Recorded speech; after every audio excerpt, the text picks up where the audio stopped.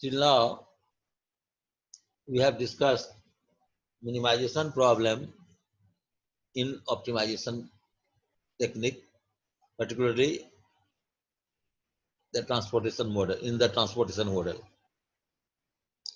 But now we are going to discuss maximization model also in transportation problem.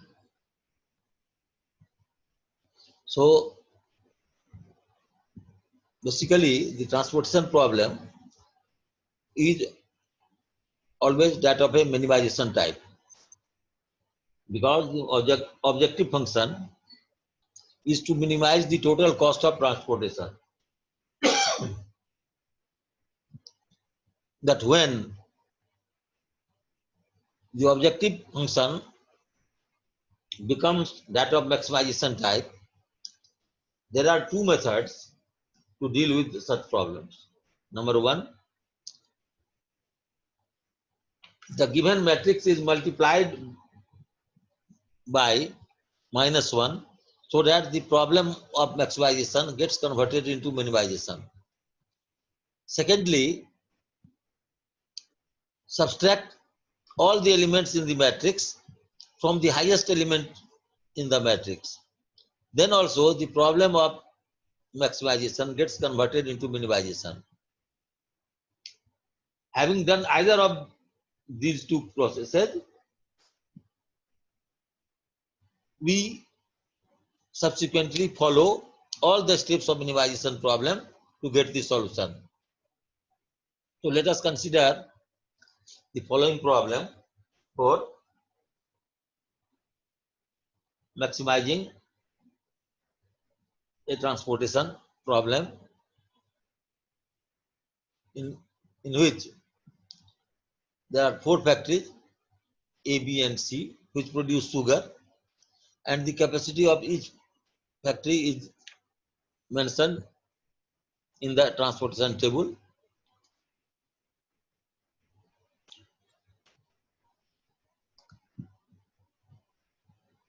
It is said that factory A produces 10 tons of sugar, B produces 8 tons, and C produces 5 tons of sugar, and that of D is the capacity of D is 6 tons. There are 3 markets X, Y, and Z where there is demand and where the factories can supply. The demand of X is 7 tons, demand of Y is 12 tons, and demand of Z is 4 tons. The returns that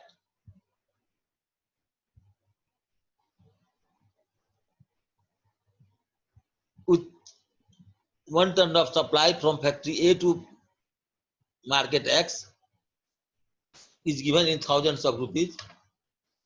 That is, here it is 4, so it means 4,000. So let us say it is 4 units only in terms of thousands of rupees.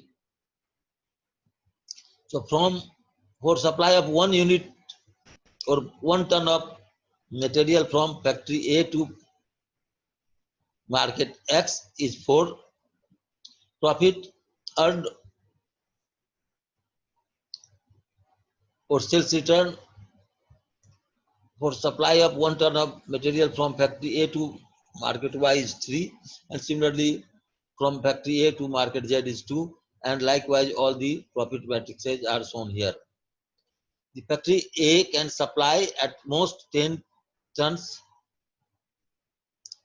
B can supply 8 tons, C can supply 5 tons, and D can supply 6 tons. So total capacity of all the 4 factories taken together is 10 plus 8, 18 plus 5, 23 plus 6, 29. So total availability is total B is equal to 29. Total demand of X is 7, demand of Y is 12, demand of Z is 4. So total demand is 7 plus 12, 19 plus 4, 23. So in this problem, there are 2 special cases. Number 1, instead of minimizing cost, we have to maximize the profit or maximize the return, maximize the sales output. So we have to deal with the maximization problem instead of minimization. And second is the demand and supply are also unequal. Supply is 29 and demand is only 23. Demand is C requirement meters 7 plus 12 9 plus 4 23, whereas supply is 10 plus 8 plus 5 plus 6 10 plus 8 18 plus 5 23 plus 6 29. So what we have to do to balance the demand and supply, we have to create a dummy source or dummy market, and for which the requirement of 29 minus 23 means 6 units of demands have to be created. And since this is a dummy market, so obviously the profit earned in supply of any unit from any of these factories to this dummy market will be zero. So here we create a dummy market XYZ. These are the three original markets. These are markets XYZ, and we create another market, dummy market, and where we say that the demand is 29 plus 3, difference is 6. So say it was 10 plus 8 18 plus 5 23 plus 6 29. It was 7 plus 12 19 plus 5 24, and then we create a demand of 5 unit here. So 29 is the demand, 29 is the supply. So we have balanced the problem, the demand and supply. Now we shall proceed as usual for initial basic feasible solution by them. But before doing this, what we shall do? We shall convert the maximization problem into minimization by multiplying each profit element with -1. So these 4 3 2 5 6 1 6 4 3 and 3 5 4 gets converted to -4 -3 -2. See here, -4 -3 -2. 0 will, in any case, will remain 0. -5 -6 -1. So we have multiplied each profit element with -1. So this becomes now a cost matrix, and now the problem of maximization gets converted into minimization problem. Okay. Obviously, now we shall make all the procedures as we do in the case of minimization. And we have also created a dummy, say, market where the demand is the shortfall of the demand from the availability.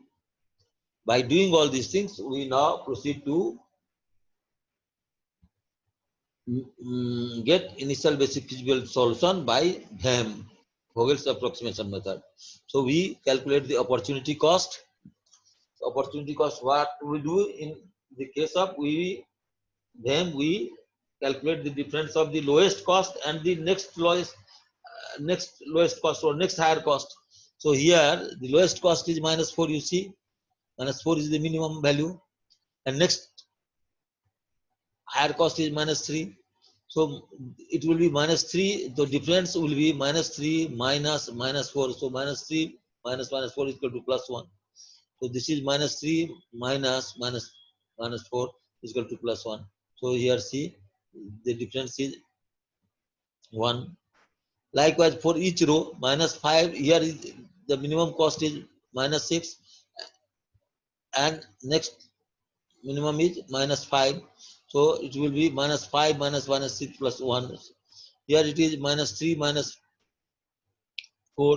So this is 1. So likewise, we calculate the difference of each row and each column, and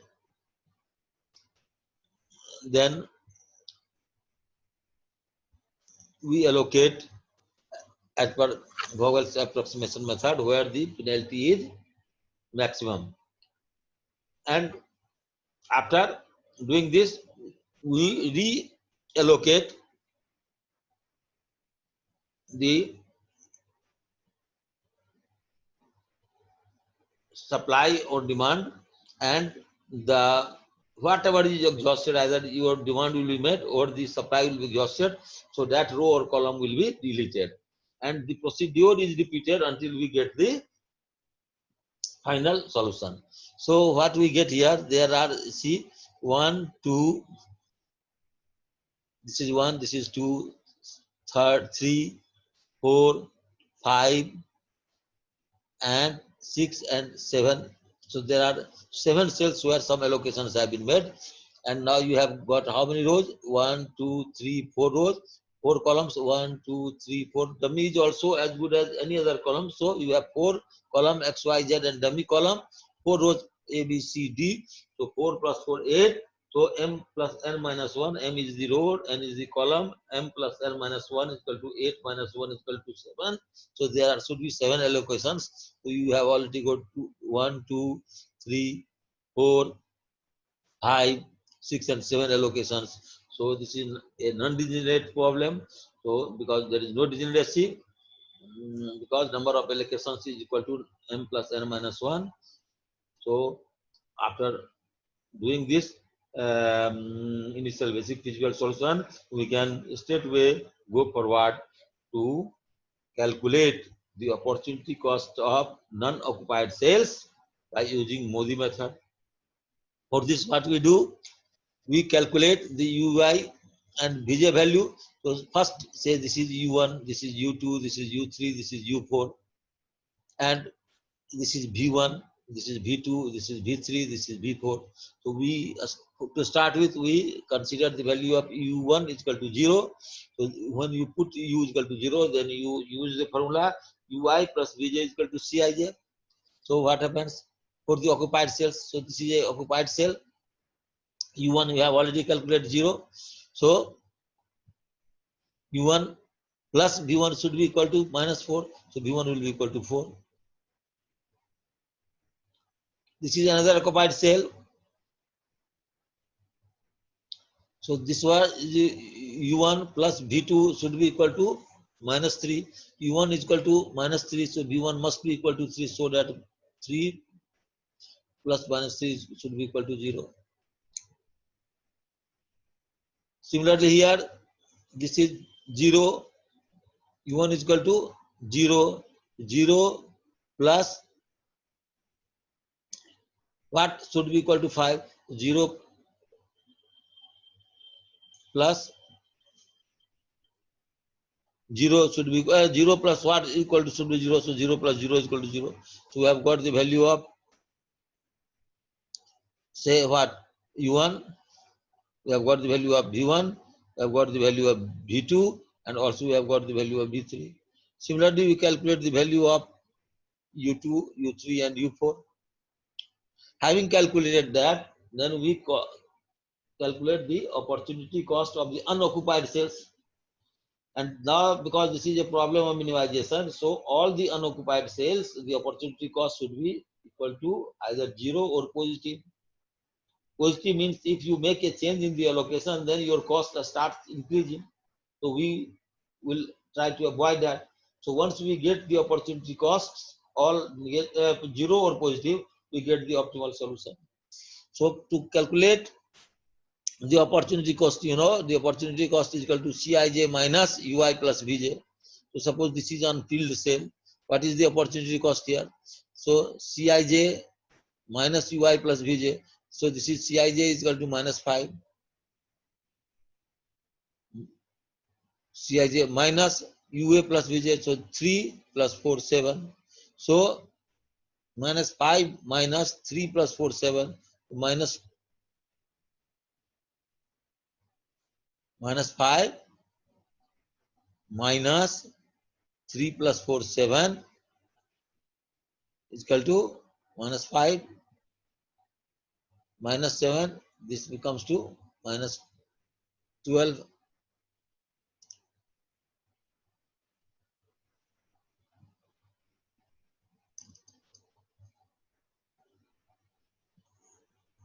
So you calculate the values of all these cells, you will get that all the values of unacquired cells, the opportunity costs are greater than or equal to 0, either 0 or positive. So the optimal solution has been reached. You can calculate this, and you will find that all the opportunity costs are positive. So the allocations after initial basic feasible solution by BHAM, we got it was 125 rupees. These are the loaded cells, and these are the say load is 2 and the cost was 4, so 2 into 4 8. Likewise we have calculated and summed up, then the total summation comes to 125 units. So this is the total cost of allocation, total cost of say here total cost of total cost, or in terms of profit, it will be the total profit. Total profit. So it was in units of 1,000, so it's equal to 125,000 minus 1,25,000 is the profit. So you have seen what? That the initial basic feasible solution obtained by BHAM gave you the final solution only. You did not require to make any change in the allocation. So you must note down that in the exam you should solve initial basic feasible solution only by Vogel's approximation method, so that your solution is almost the same as the optimal solution is the same as that of your initial basic feasible solution, or at least, or at the most, it will be one or two more steps required to get the optimal solution. Otherwise, if you do it northwest corner method or matrix minima method, then you will have to do a lot of calculations to arrive at the optimal solution. So you have understood today how to deal with, say, a maximization problem, and also we have repeated this exercise that when the problem is unbalanced, means when total requirement is not equal to total availability, so how we can create a dummy resource or dummy, say, requirement, and we can balance the transportation problem and arrive at some solution. Okay, so we stop our discussion here today, and in the next class we shall discuss degeneracy in transportation problem. Okay, thank you.